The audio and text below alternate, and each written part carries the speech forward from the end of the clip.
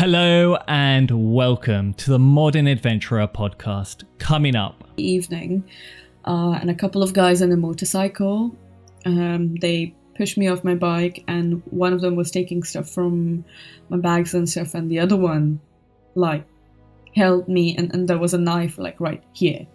And when you can see the knife and the edge of it shining, suddenly your life flashes in front of you, and you do realize what you actually want out of what you're experiencing. And, well, what I wanted was to be alive, basically.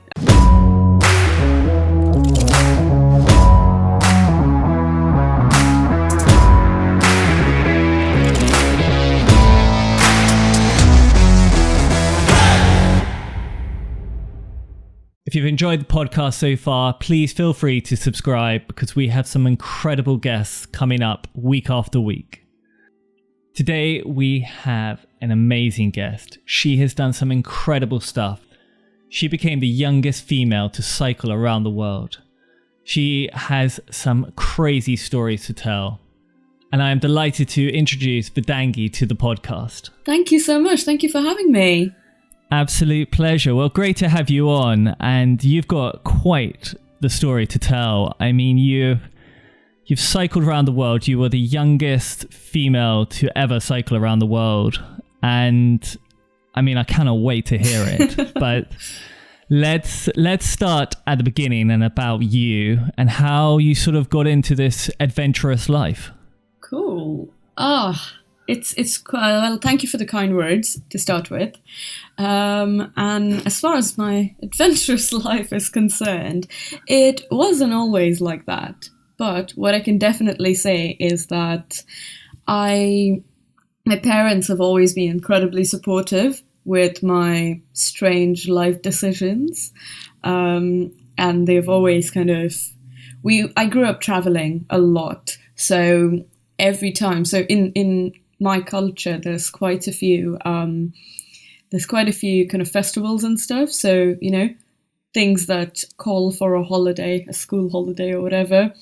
So me and my parents used to go for, we used to drive across the country and stuff just to see places and experience the journey and, just have a good time.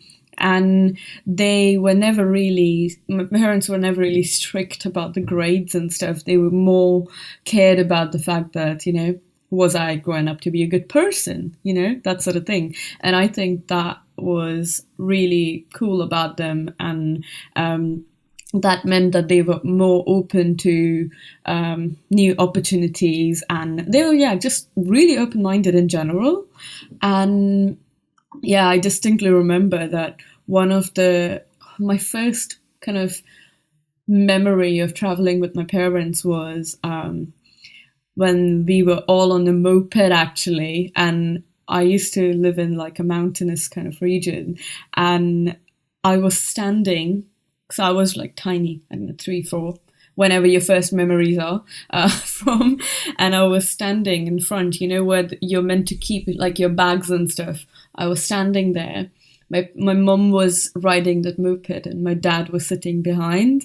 And yeah, we had traveled for hundreds of miles like that. And then eventually my parents made a little seat in front there for me. And yeah, then my mum eventually bought a motorbike, and she used to take me to some incredible places on a motorbike. And bear in mind, for a woman riding a motorbike, it was kind of like a taboo. So my mum kind of not just riding a motorbike, but, taking me, her child, with her.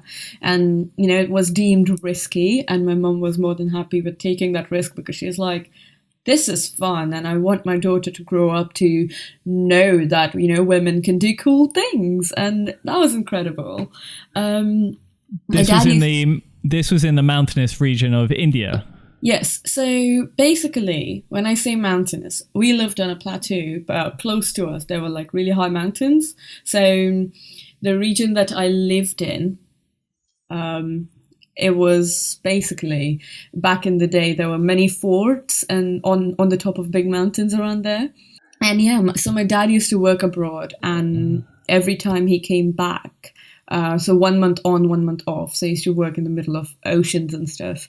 So that 1 month off that he used to be with us, we would make the most out of it and go places and just, I don't know, we would go for hikes. We would just, have different sorts of experiences. So one of the wildest things I remember, which now when I think about it, they weren't like wild. It was just like something that meant a lot to my family. It was more like me and my parents used to love watching this Bollywood film.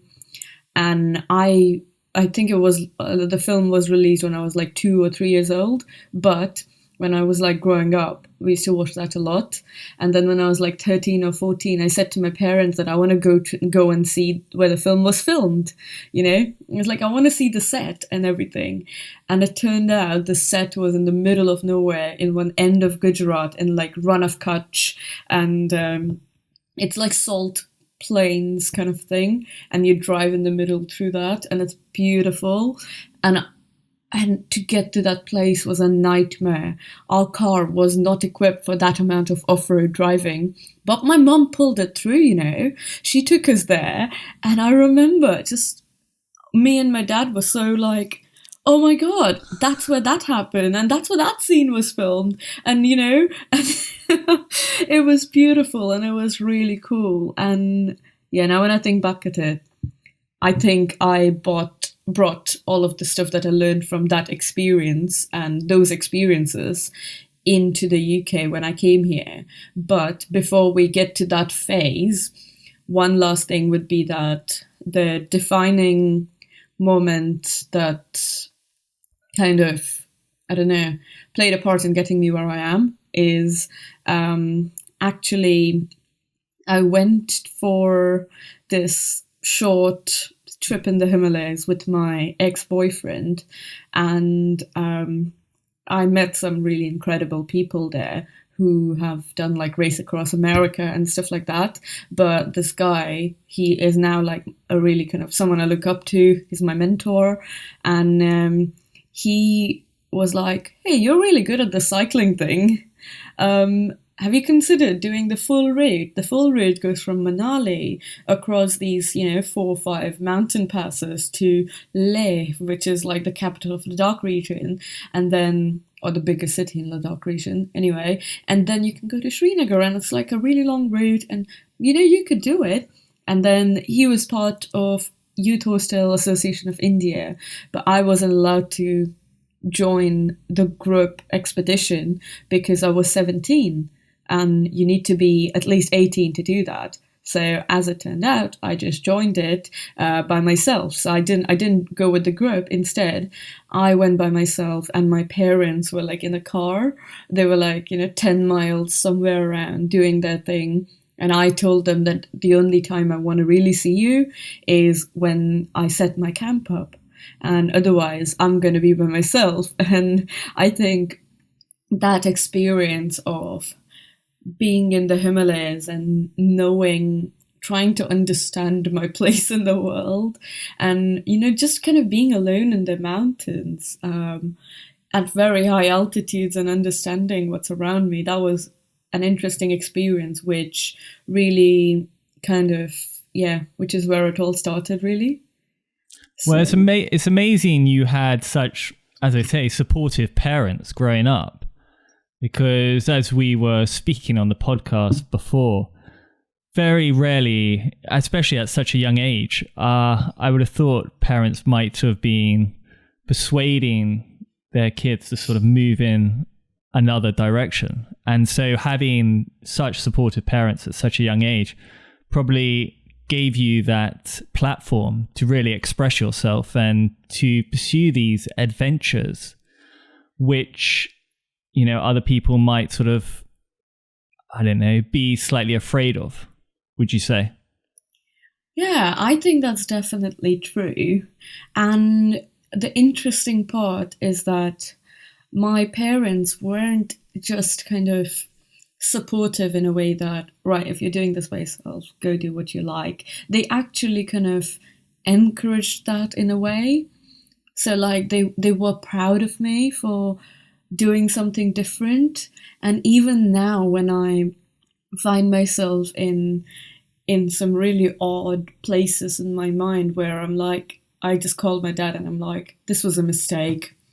Like, this is not happening. I'm not earning enough money. I'm not getting enough support. I'm like, I'm just in this country by myself and not getting it. And my dad's like, I'm proud of you for having those experiences and for where you are.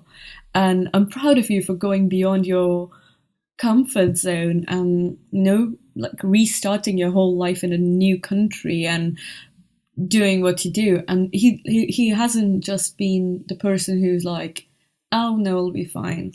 He actually makes me understand that where I am, I'm extremely privileged to be in that position. So, make the most out of it rather than playing yourself down all the time and just kind of, being too hard on yourself, I suppose. Yeah, I was actually just thinking about one of my trips, and when I was down, I had like horrific injuries, food poisoning, everything, and like absolutely shocking. I remember calling my father, and he just said, "Oh, well, you better carry on." Which at the time was not probably what I wanted to hear, but it was almost certainly the right thing. Yeah. But no, as you say, just having that sort of support system with it, I imagine was a massive help. And so you moved to the UK. How old were you when you moved to the UK? I had just turned 18, and when I say just turned 18, it was within a week of my birthday. So on 12th of September, I turned 18. On 17th of September, I took my flight. And the first thing I did when I arrived was to put my bike together. Because priorities, eh? Put my bike together. And I was like, so what's this Bournemouth University thing? So what's the deal with having different campuses? How does this work? And I think I had imagined something really different. So when I thought about different campuses, I thought it's just two buildings next to each other and I'm going to the building on the left instead of the building on the right. That was how I envisioned. Instead, it turned out it's like on the other end of the town almost, that sort of thing. And I was like, that's insane. Like, that's beyond what I had imagined, like a university being like. And then it was such a culture shock. Everything was like, because bear in mind, I landed, I had this bike box with me. I had a suitcase and a big, like massive rucksack with me, like the mountaineering one. And I got there and I was like, so where's Bournemouth then? How do I get there? And I got to Bournemouth station and I was like, so where's Boscombe? Like, how do I get to that place? And this is a big place and everything looks so different. Like, the roads are different. You have to press this button to cross the road. Like, what's the deal with that? And it was kind of like that. And then even like taking a taxi, and you know how British people kind of have that banter in, like, you know, every now and again. I just didn't understand I remember the taxi guy said something like, big box, there must be hope there isn't a body in it.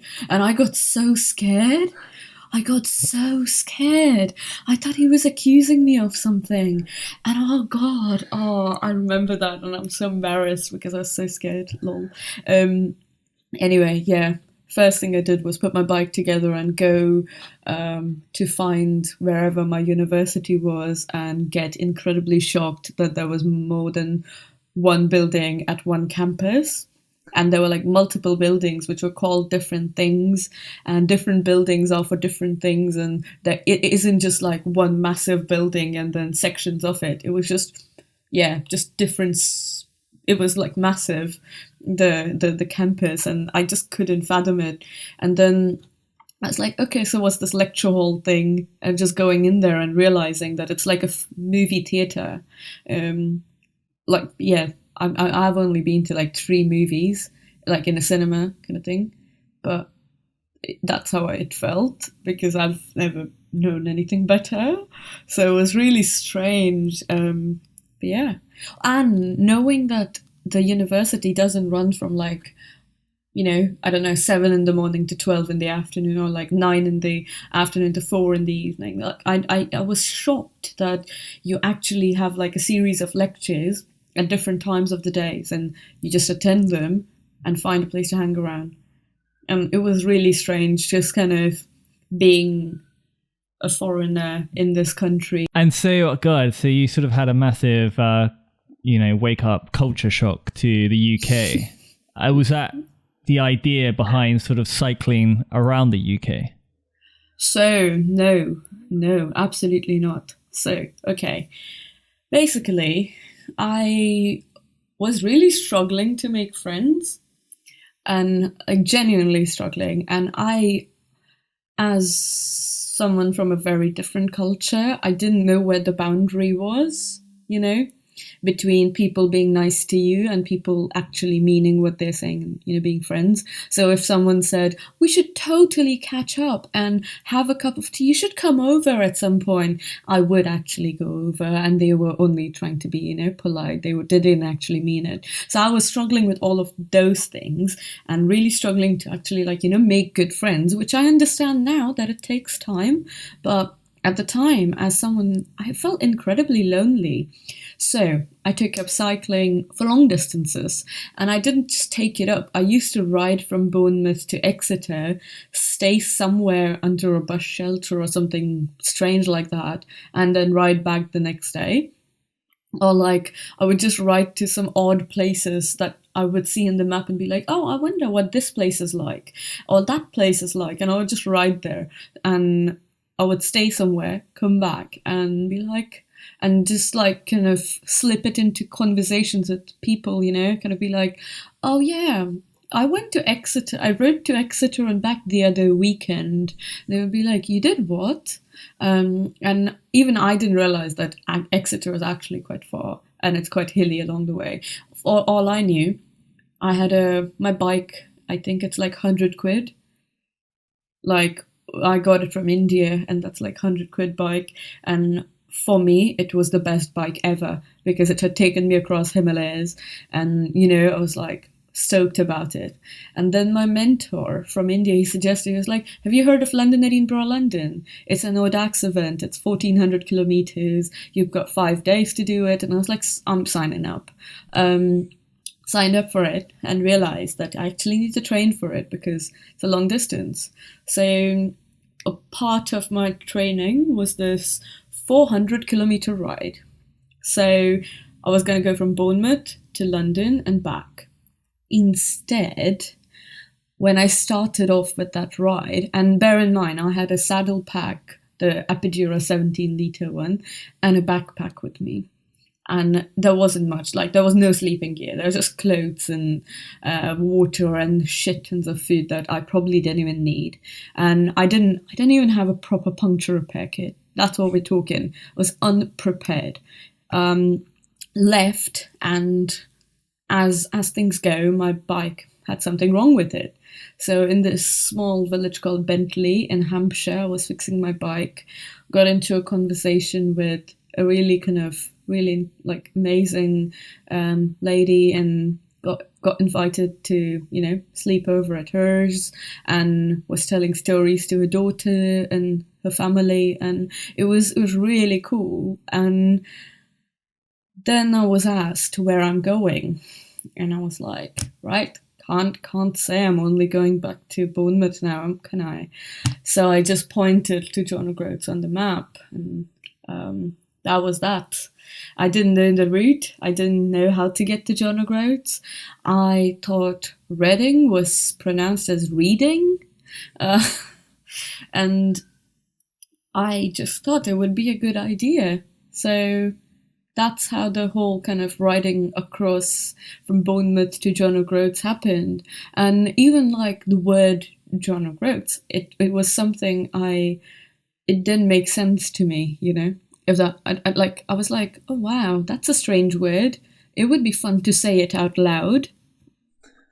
that's how, like, I know it sounds like really bizarre, but that's actually how it was. That's how stupid I was, to just be like, oh, that looks funny, that also looks like end of the country, oh, I wonder if I can ride there, cool, I'm gonna ride there. And just pointed out at all of the major cities along the way, and yeah, got there in the end. Through some incredibly strange experiences, like sleeping in the bus shelters, knocking on random people's doors, hoping someone would, put me up for the night. Didn't know that's not how you do it in this country, but, people are kind. What can I say? Like, and again, like, at the time, I really was that dumb foreigner who doesn't understand anything, or who can't even speak English. I had a very strong accent. Like, I didn't speak properly. So, I couldn't even speak in proper kind of, I don't know. I didn't have any consistency in the way I spoke English, if that makes sense. And I couldn't understand other people either. So that kind of added to the whole experience. So yeah, I happened to meet someone who had auditioned for the same Bollywood film that I had auditioned for. She had played this, I don't even remember. She had played a wrestler, and I had auditioned for a part playing opposite her. But yeah, I hadn't got it, by the way. Well, I think to do this, you need a sort of slight sense of naivety, because otherwise, if you do, yes, I think otherwise if you go knowing everything, I think, and you go with a sense of all the sort of horror stories that you usually get told about, you wouldn't get started. And to have that sort of sense of naivety, I think really helps, because I think people work off that, and that is why, in a sense, sometimes why people are so kind. Maybe they saw pity on me when I did it, but I think it also helps slightly having that. And so how long, you sort of slept in bus shelters, wild camped? I mean, God, what a sort of story. Without any sleeping kit, that was. Now when I think about it, now my job is planning expeditions and adventures, or, managing other people's expeditions, assessing risks and marketing and stuff. And now when I think about it, I'm like, everything I did then was against everything I would suggest other people to do now. But having that wild edge is something that we all need, in spite of all the planning. But yeah, it's interesting that. But that was also the beginning of my bigger dream of getting around the world in 100 days, which also, by the way, the 100 days bit didn't happen, but we'll get there. When I was riding to John O'Groats, obviously I didn't have anyone other than my parents and a few Facebook friends to report back to about how my days are going. So I just felt incredibly lonely. So I was reading a book called This Road I Ride by Juliana Buring, and that was where I found out about this record about, getting around the world, circumnavigating the world on bicycle. It's like, wow, that's also a thing. But is it something that I want to do? Is it something that I can do? And with this whole kind of questioning if that was something I wanted to do and if I could do, I would just read more and more of her book along the way. And as I got to John O'Groats, I had finished the book. I was just sitting there and thinking to myself how none of what I've done had been planned, how none of what I had done had been trained for, and still we made it across the fucking country. So what are we waiting for? We can probably do more than this. So the next kind of progression to that for me was riding my bike around the world. that's where the dream came from. And yeah, that was where it all started.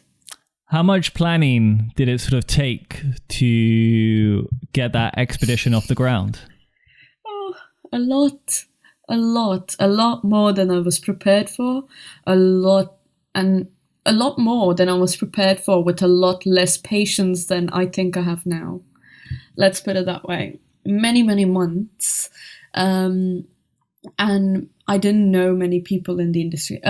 Many people. I didn't know any people in the industry. I just knew that I had a big dream, and I was very tiny, and I needed to train for it. So my university took pity on me, probably. Probably I did that bit out. My university was incredibly helpful in setting up the training resources for me. So there was a personal trainer and all that, but being strong enough to do something doesn't ensure that you do it. You need to have money for it. You need to know how to put yourself out there. And my way of doing that was DMing thousands of people who I thought would know more than I do, and just asking them questions and learning from them. So Mark Beaumont, for example, I met him. I rode to Kendal Mountain Festival from Bournemouth. I rode to Kendal to meet him and talk to him about this. And he was incredibly helpful with helping me understand what I need to have in place to pull something like this off. And that was so helpful. And I remember it was quite surreal. It was like him, Sean Conway, and myself at like Brewery Arts Centre. And I didn't even like beer, but I had quite a few of those. And I was just like, I can't believe this is happening, because if I'm talking to this about these, if I'm talking about this to these legends, I actually have to do it. And then, eventually, it was hard work getting the funds together, because I had sent 512 or something like that emails, and only 12 of them got back with a positive response. Probably in total, not more than 30 people got back full stop. So it did take that much effort, but that was because I knew nothing about which brands to approach, what research to do, and what questions to ask, how to present myself to certain brands, and how am I unique in what I'm doing, and how can I actually make a point of that. I knew none of that. All I knew is that, I have a dream, which is to, ride my bike around the world. I don't have a track record. I've only ridden my bike kind of across the Himalayas and across the UK. But again, that's not a big deal. And I just played everything down. I didn't understand even a little bit how to make it sound like something at all, or so it was very hard to be prepared for this. And at some point I ran out of money, and my dad had to help me, which was incredibly embarrassing, but at the same time very generous of him. So yeah. And so you took off from the UK to cycle around the world? No, so one of my incredibly stupid, am I allowed to say that? One of my not so good decisions was to start and finish in Australia. I don't know why I thought that. It was just really random. I was like, I want to go to Australia, and I'm going to have to go there anyway. So why don't I just start and finish there? When else am I going to get to enjoy the country? I'll tell you later why it was not a great idea to finish there. Anyway, started from Perth, across Australia, Perth to Brisbane, flew to Wellington to Auckland, so across North Island of New Zealand, flew to Vancouver, and took an incredibly zigzag route across Canada into Halifax. And I realized I wasn't going to get a US visa, so I had to cover more distance than I should have in Canada. Anyway, to Halifax and then Iceland, but then I couldn't go all the way across Iceland because of an accident. So Portugal, flew to Portugal, Spain, France, Belgium, Germany, Denmark, Sweden, Finland, Russia.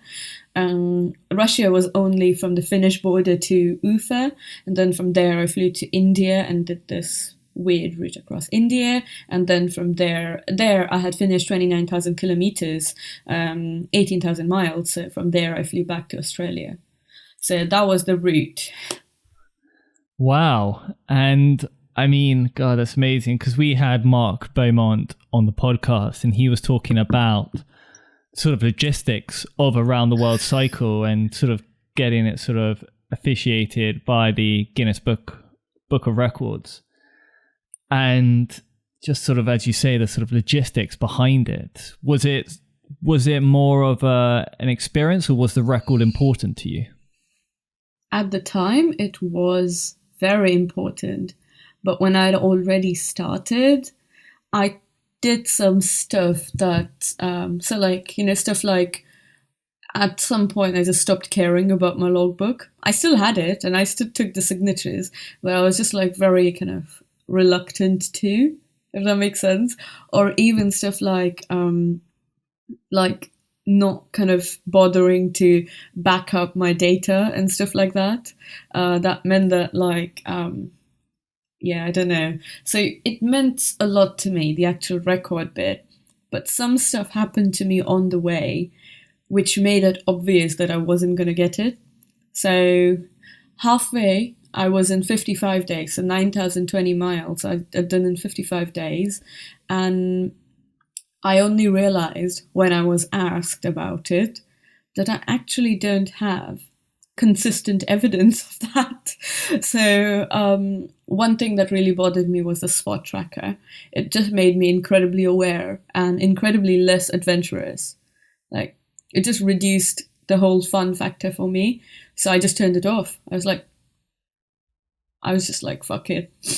And obviously that's not the way to go, but go and tell that to the 19-year-old me. Like, you know, she took some weird decisions and yeah, whatever. So at the time, even if the record meant so much for me, I almost expected to get it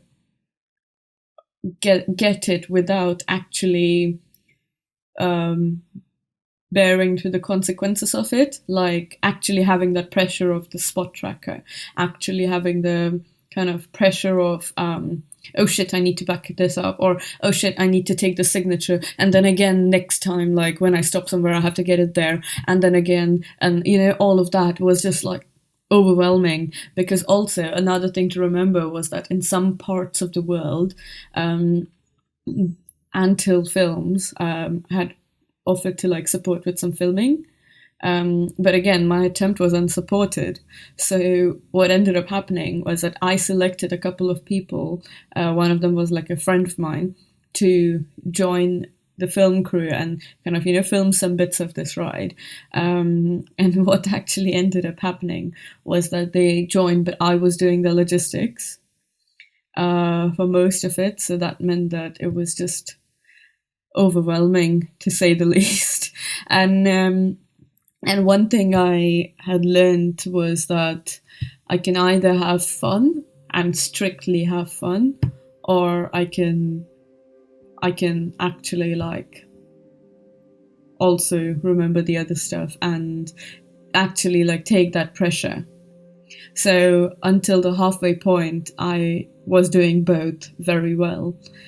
And then Spain happened. In Spain, I'm not sure if I've told, like, if you've heard about the story before, but I got mugged at knife point. So I was riding late in the evening, and a couple of guys on a motorcycle, they pushed me off my bike, and one of them was taking stuff from my bags and stuff, and the other one, like, held me, and there was a knife, like, right here.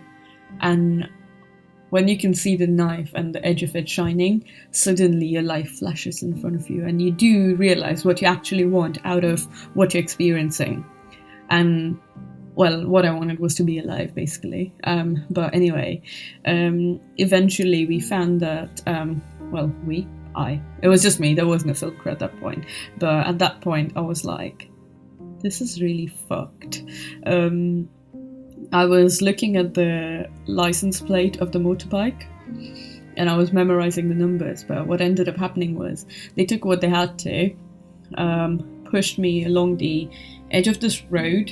I fell off head first, and then I heard a thud, which I later found out was my bike falling on me, and I think I was unconscious for I don't know how long, but I got up, and whenever I got up, I was like, shit, that's my bike.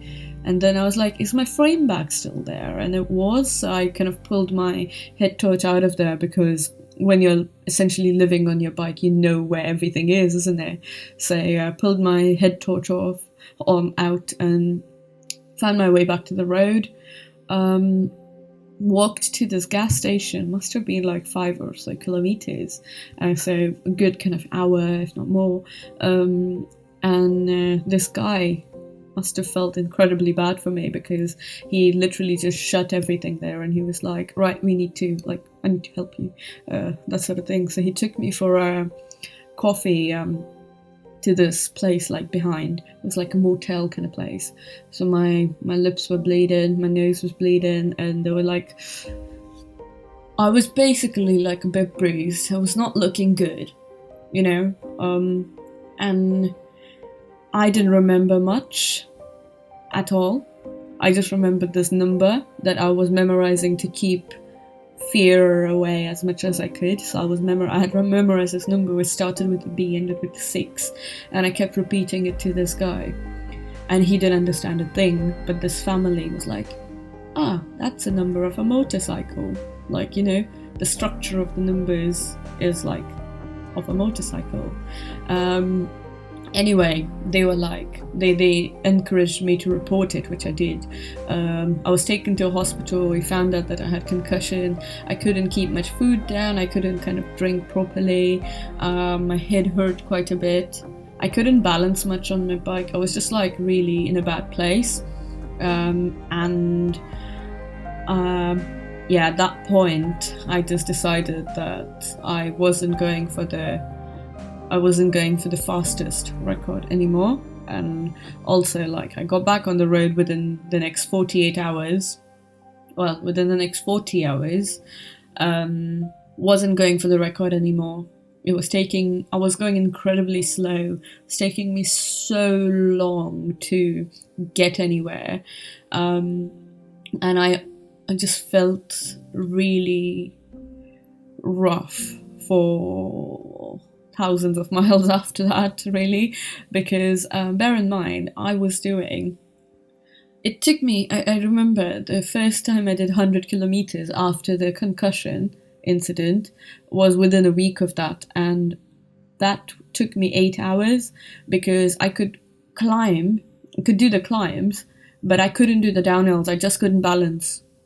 Like, if someone honked at me, I would get out of the road and I would cry. I cried so much. Like, I now get bruises under and over my eyes if I cry a lot, because I don't know, like, I think it's from that, because I had broken my nose or something. But it's insane how much I had cried in those few days or months after that. But yeah, after that I decided to continue, and then I took another fun decision to instead of resting for 8 days until my Russian visa was there in Finland, I was like, no, I don't want to rest. So I went to the Arctic Circle. I took a plane to Ivalo, took a bus to Inari, and then went for a hike in the forest there with my friend's kind of backpack, and left my bike at my friend's kind of mum's house. And just, yeah, I was just like, yeah, I'm just going to learn how to deal with the snow and how to survive in the snow from the people that I meet over there, which I did. And yeah, then came back, got my Russian visa, cycled through Russia in winter, which was a really interesting experience. And yeah, definitely something I won't forget in a hurry. Yeah, we had Geordie Stewart on who cycled through Siberia, and he said, the temperatures drop so low in that area, and it's really inhospitable. It is.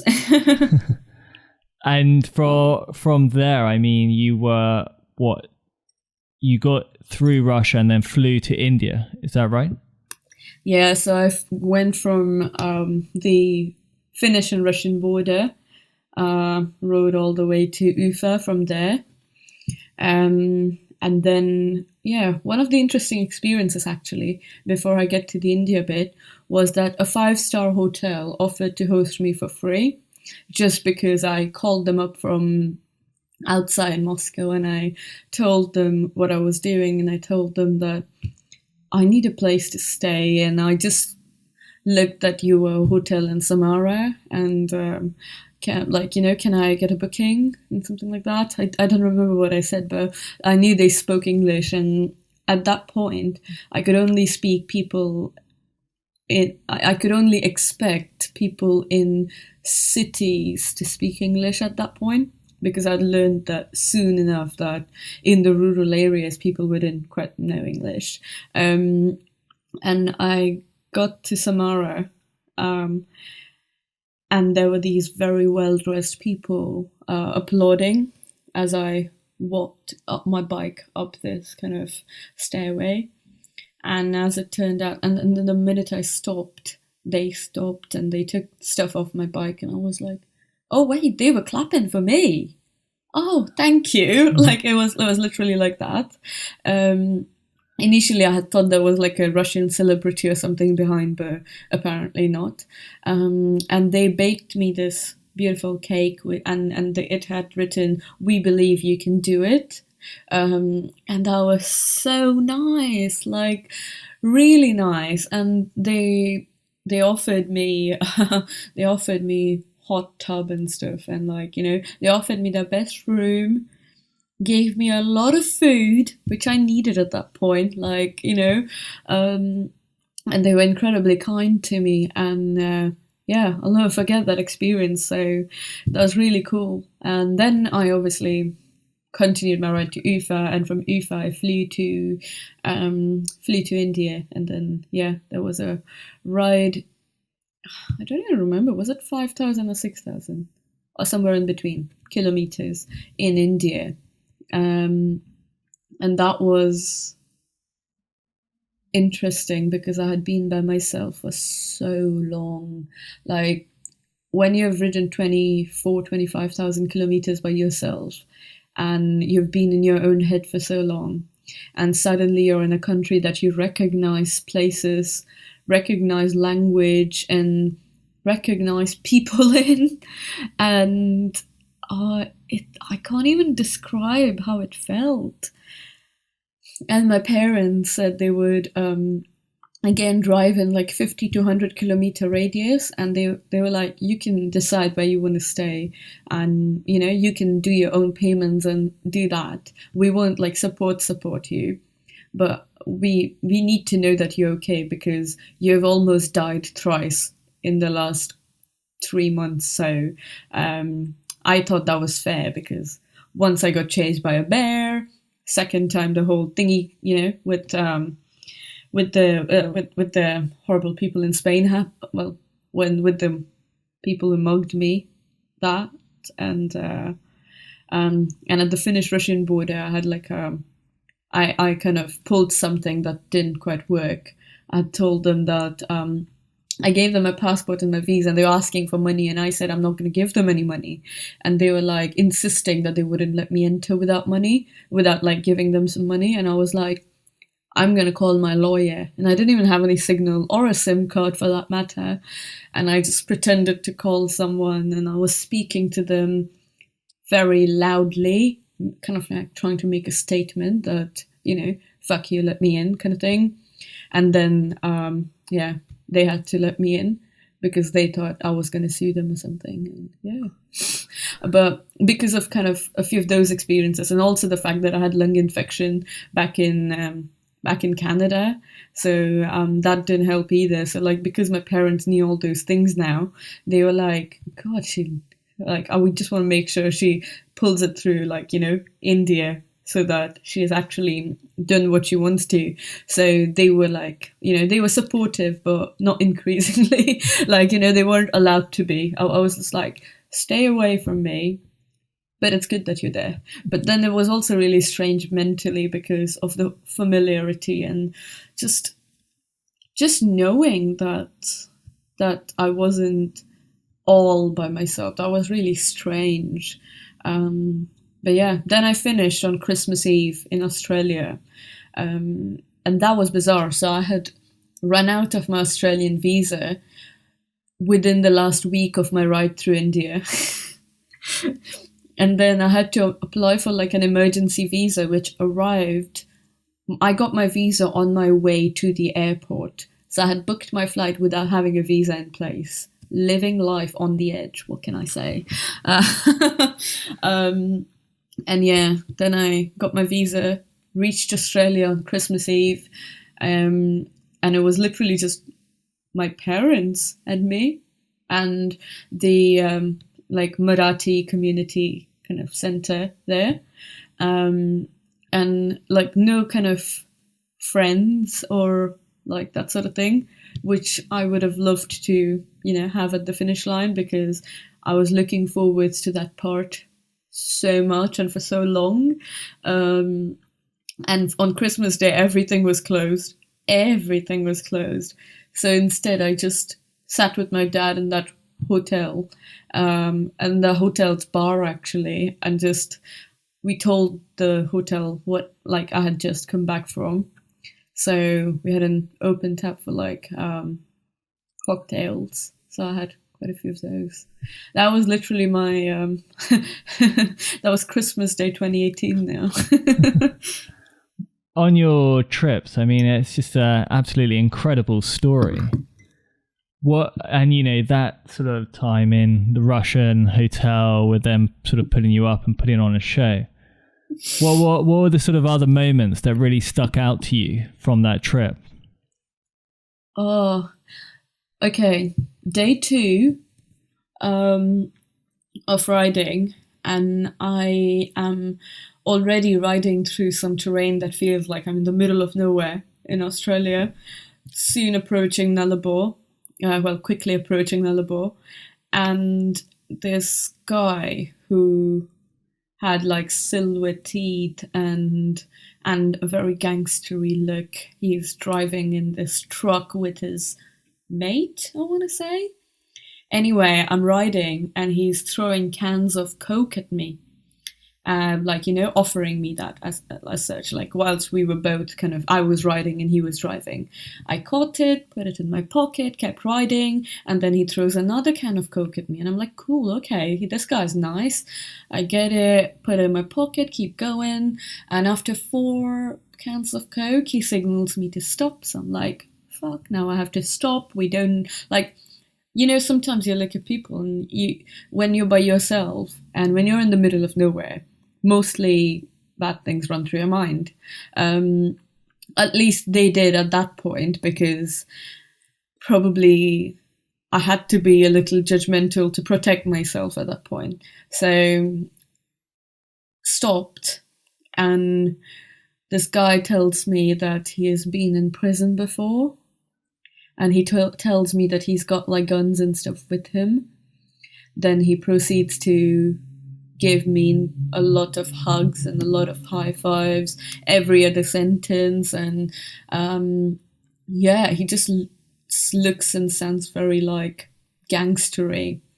And then when I'm sneakily taking my phone out of the pocket, he takes my phone from me, dials his number and calls on his own phone, and then gives me my phone back and says, now you have my number. If any motherfucker troubles you, I'm the one you call.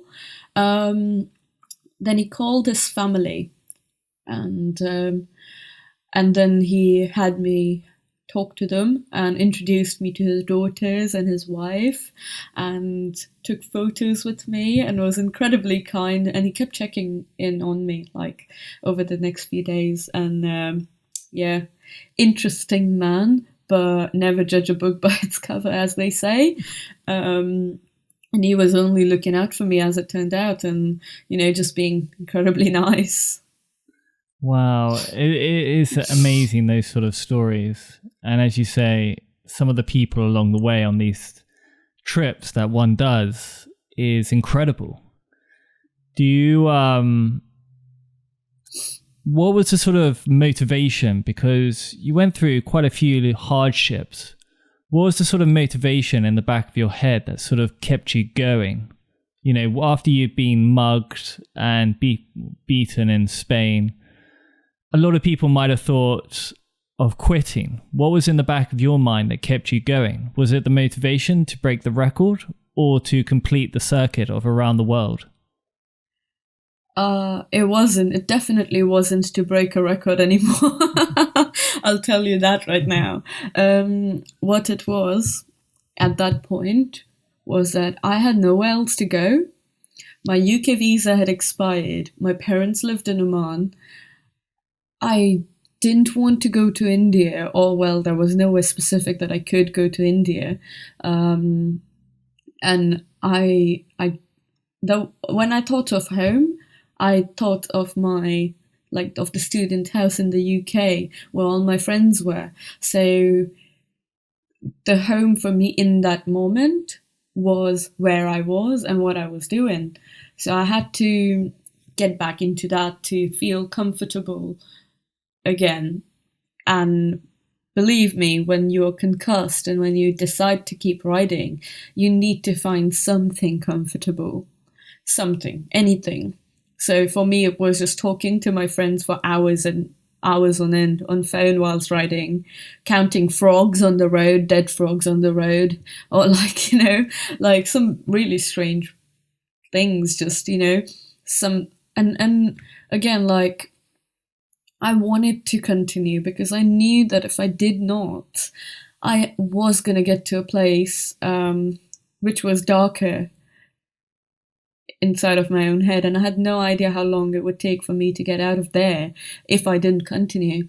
And I know, like, right now, so how many years has it been? 2.5 years after finish, the only thing I regret is not having enough collective evidence of my ride. If I hadn't finished it, I would have had bigger regrets. I would have regretted not having completed it. I would have hated myself for it. And that's just how much I knew myself, which pushed me to keep going. And because I knew that when I'll be back, it will be a story to tell. And I knew that it wasn't going to be all bad. So I know cycling in winter sounds awful in Russia, but when I got there, yes, it was cold and miserable for a lot of it, but when it wasn't, riding in the night, it was just incredible shiny snow all around, with only like that white light to focus on in the dark. And like, it just kind of, every time I like think about it, I see exactly what I was seeing then, and I don't regret that at all. I would have felt really bad if I hadn't done it, or even the Arctic experiences that I had in the middle of my when my Russian visa was being processed. Like, it would have been horrible if I hadn't done that. Like, I would have not felt good about myself now. And earlier, when we were talking about the incomplete feeling in yourself,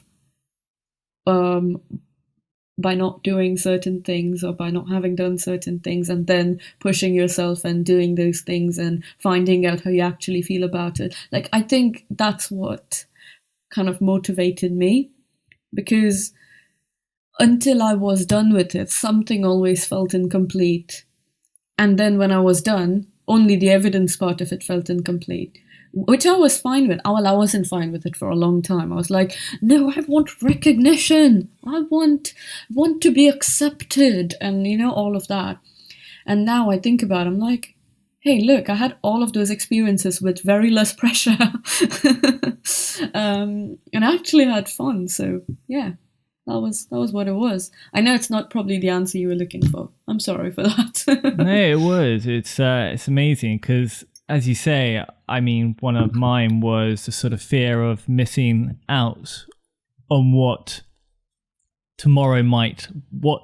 might happen tomorrow. That was sometimes one of my greatest fears, is you might miss the most exciting, the most incredible experience by not going on to the finish. Yeah. And like with all these trips, the end is always quite hollow, and it's always it never quite lives up to how one might imagine, but it's actually the experiences in between that really matter. Yeah, definitely. I'm sure there's probably someone saying, no, the world record was amazing for me. Thank you very much.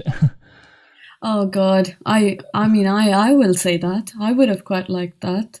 I had trained so hard to make sure that my body was ready to pull 200 miles a day and make it around the world in 100 days, but that's not how it works. No. That's just not how life works, is it? No, exactly. Well, you don't really get what you need, what you want. You get what you need. What was that phrase? Something on those lines, isn't it? Yeah. I'm not wise enough to say that, but someone else has said that, and I just copied it. Well, I mean, it's just an incredible story, and thank you so much for sharing it today. There's a part of the show where we ask the same 5 questions to each guest each week. With the first being, on your trip or expeditions, what's the one gadget that you always take with you? Anything that plays music. In the deepest, darkest times, I need my music. I need my Queen playlist. I need to play Somebody to Love. There you have it. What about your favorite adventure book?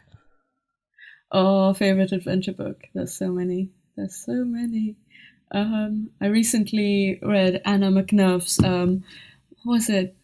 Adventure stories for adults, bedtime stories for adults. Anyway, that one, I quite like that. But there's so many that I actually like and enjoy. Like, I really like Juliana Buring's This Road I Ride, because that started so many beautiful things for me. So I'm going to go with that as well. Very nice. Why are adventures important to you? Because that's where I feel more myself, when I'm riding my bike or when I'm kind of walking through terrains that are, I don't know, unfamiliar to me. That's where I feel like I thrive under kind of conditions which are out of my control. And I also feel very, obviously the incredible sense of freedom that comes through adventure is something that I didn't think I should mention because it kind of is obvious. But yeah, just feeling more myself and feeling in control of my reactions and what I'm doing and, my decisions, and just the self-sufficient feeling. Favorite quote? The only way out is through. That was written on my bike by this guy called Abdullah Zainab, who won Trans Am bike race back in 2019, I want to say. And he got the course record for it, I think.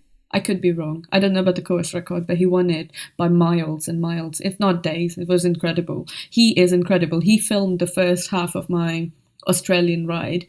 And before continuing, I asked him to, because he's such a legend, I was like, you got to write something that I am going to want to remind myself of on my bike.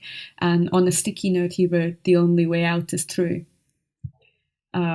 And yeah, that was it. Like, ever since then, every time I find myself in a sticky situation, that's what I tell myself. Yeah. The only way out is through. People listening are always keen to travel and go on these sort of grand expeditions. What's the one thing that you would recommend for people wanting to get started? To just get started would be the recommendation, because most of the incredible things that happen when you actually do take that first step. And obviously it's not obvious at the time. It does feel like there's something always incomplete. There's never actually going to be the perfect time to get started. So yeah, stick to your own schedule. Don't let other people tell you that you haven't prepared enough, you are not enough, like you need to do more and think more and have more to get started with what you want to get started with. Like, don't let other people dictate that on you. Like, if you think you're ready, and even if you don't think you're ready, if you've set a date, then, you know, do it when that date has come, or, you know, just get started. Finally, what are you doing, and how can people follow your adventures in the future? Ooh, that's complicated, what I'm doing. I am doing a lot of things right now. So I do a lot of freelance writing for different magazines and websites. I am writing a book right now. I'm running a business called The Adventure Shed, through which I help manage and plan expeditions and adventures for people, and, you know, help with the logistics, the finances and sponsorships and all that, marketing, all that sort of stuff. And I'm also kind of I'm doing some project management stuff. So I'm setting up a mountain biking race soon, and then I'm also setting up an adventure festival somewhere that I can't mention just yet. So yeah, I'm doing a lot of things, and then I'm training for Silk Road mountain race. Last time I tried it, that didn't go well, so this time we'll see. I'm going to look at it as an adventure, not a race, so that I actually get through it. But so that's kind of the stuff that I'm doing right now. And as of tomorrow, I'll be back on the road for the second half of an adventure. As for where you can find me, you can find me on my social media channels. So on Instagram and Twitter, I am at Wheels and Words. So WHEELSWORDS.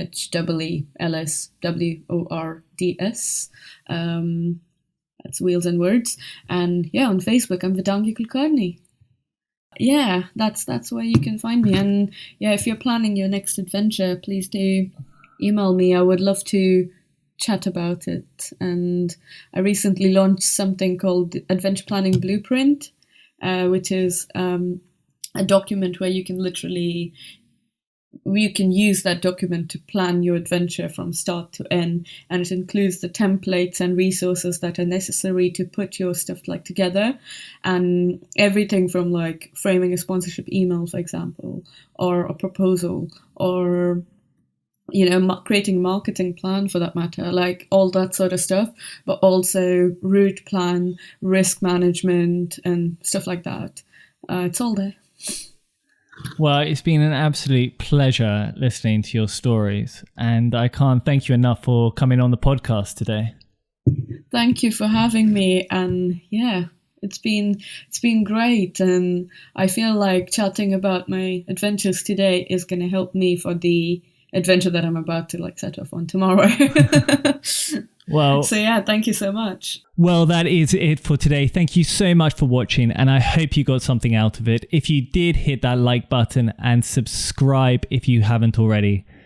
And I will see you in the next video.